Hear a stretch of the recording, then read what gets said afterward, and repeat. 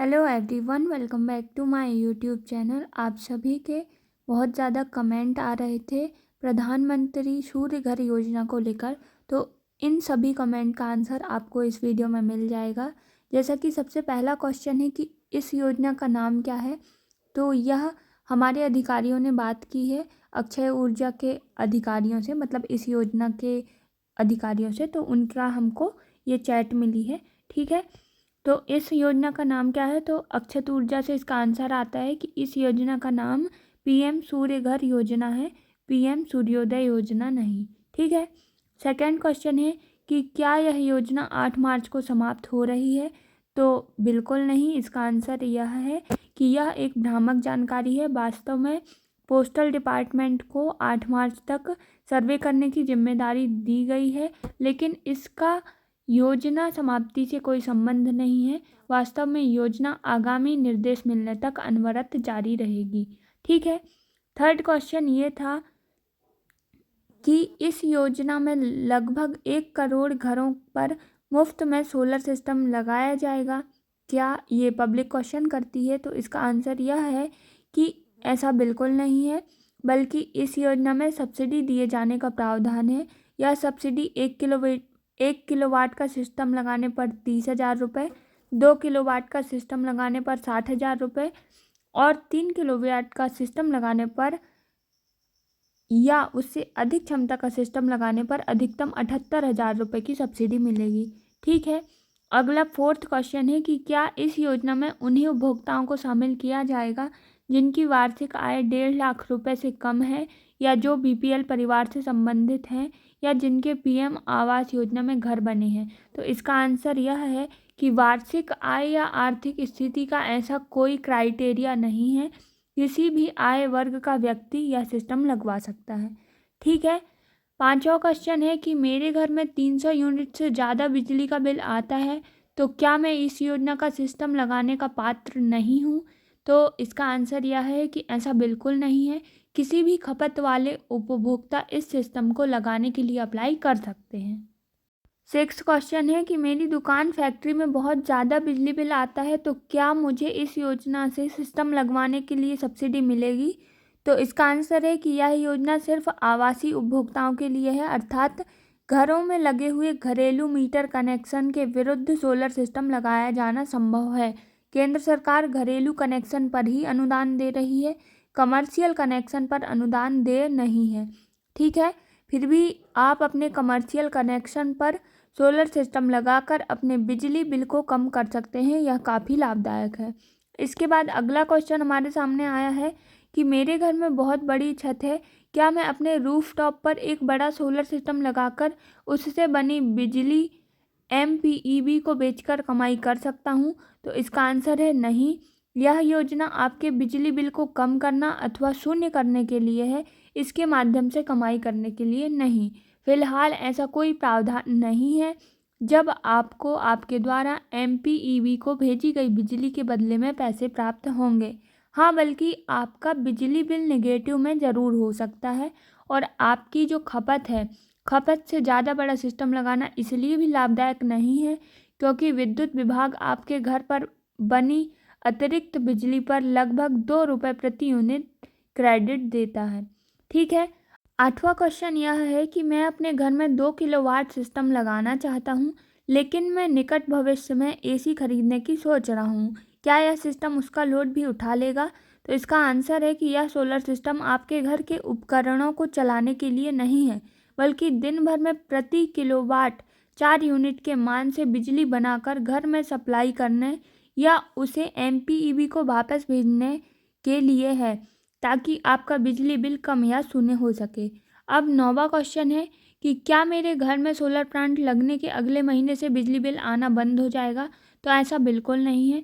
शुरू में आपका बिजली बिल कम हो सकता है, लेकिन शून्य नहीं होगा, क्योंकि 1 अक्टूबर से अगले वर्ष 30 सितंबर की अवधि तक आपके द्वारा एमपीईबी को भेजी गई यूनिट्स के बदले में जो आपको 2 रुपये 94 पैसे प्रति यूनिट सेटलमेंट प्राप्त होता है, उसके कारण अगले नवंबर माह से आपका बिजली बिल शून्य या माइनस हो सकता है।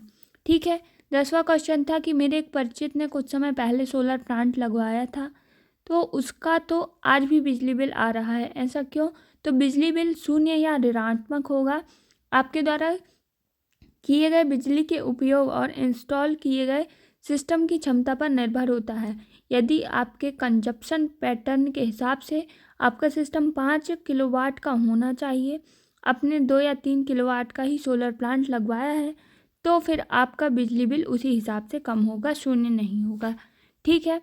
अगला एक व्यक्ति क्वेश्चन करता है कि मेरे ग्रामीण इलाके में घर है जहाँ दिन में बहुत लंबे समय तक बिजली उपलब्ध नहीं रहती, क्या मैं इस सिस्टम को लगवाकर इस समस्या से बच सकता हूँ? तो इसका आंसर है बिल्कुल नहीं। यह सिस्टम बिजली उपलब्ध ना होने पर आपके उपकरणों को चलाने के लिए नहीं, बल्कि बिजली के होते हुए ऐसी व्यवस्था करने से है ताकि आपका बिजली बिल कम या शून्य हो सके। इसलिए यह ऐसे क्षेत्र के लिए उपयुक्त है जहाँ दिन भर विद्युत उपलब्ध रहती है। ठीक है। अब अगला क्वेश्चन किसी ने किया है कि मैंने सुना है कि सोलर सिस्टम को मेंटेनेंस करने के लिए बहुत ज़्यादा खर्च होता है, तो क्या यह सही है? तो इसका आंसर है बिल्कुल गलत। यह ऑन ग्रिड सिस्टम है जिसमें बैटरी नहीं होने के कारण मेंटेनेंस का खर्च नहीं के बराबर है। आप चाहें तो समय समय पर पैनल्स को धोकर साफ रख सकते हैं ताकि बिजली का जनरेशन अच्छा हो। अगला एक व्यक्ति क्वेश्चन करते हैं कि मेरा घर तो पुराना है, उसमें ऑलरेडी बिजली की फिटिंग हो चुकी है, क्या मुझे फिर से नई फिटिंग करवाने की आवश्यकता पड़ेगी? तो इसका आंसर है बिल्कुल नहीं। इस ऑन ग्रिड सिस्टम के लिए घर के अंदर अलग से कोई बिजली फिटिंग नहीं करवानी पड़ती, बल्कि इस सिस्टम के इन्वर्टर का आउटपुट सीधे आपके मेन एमसीबी से जोड़ दिया जाता है। ठीक है। अगला क्वेश्चन एक कस्टमर करते हैं कि मेरे यहाँ तो पहले से एक इन्वर्टर लगा हुआ है जिसमें पिछले कई सालों से मेरे कुछ बल्ब और पंखे चल जाते हैं, फिर मुझे अलग से ऑन ग्रिड इन्वर्टर क्यों लगवाना पड़ेगा? तो इसका आंसर है कि आपका पुराना इन्वर्टर इलेक्ट्रिकल है, सोलर नहीं। यदि सोलर भी होगा तो वह ऑफ ग्रिड यानी बैटरी वाला इन्वर्टर है। ऐसा इन्वर्टर लाइट गोल होने के समय आपके उपकरणों को चलाने के काम आता है। यह ऑन ग्रिड इन्वर्टर की तरह सोलर पैनल से बनने वाली डीसी बिजली को एसी बिजली में कन्वर्ट करके एमपीईबी में वापस भेजकर आपका बिजली बिल कम या शून्य कर सकता है। ठीक है। अगला क्वेश्चन एक कस्टमर ने किया कि क्या ऐसा कोई सिस्टम नहीं है जो मेरे बिजली बिल को भी कम कर दे और लाइट गोल होने पर भी मेरे कुछ पंखे बल्ब इत्यादि जल जाएं? तो इसका आंसर है कि बिल्कुल है।